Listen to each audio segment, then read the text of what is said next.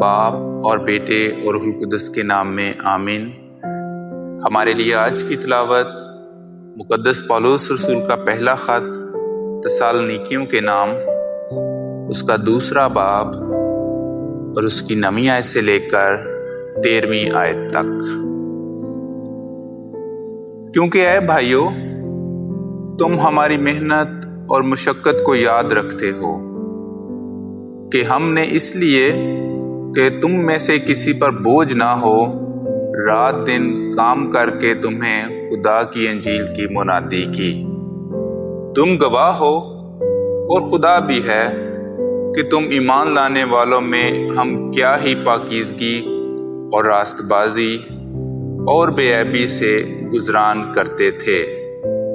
چنانچہ تم جانتے ہو کہ جس طرح باپ اپنے بچوں کو، اسی طرح ہم تم میں سے ہر ایک کو نصیحت کرتے اور دلاسا دیتے اور سمجھاتے رہے، تاکہ تم خدا کے لائق چال چلو جو تمہیں اپنی بادشاہی اور جلال میں بلاتا ہے۔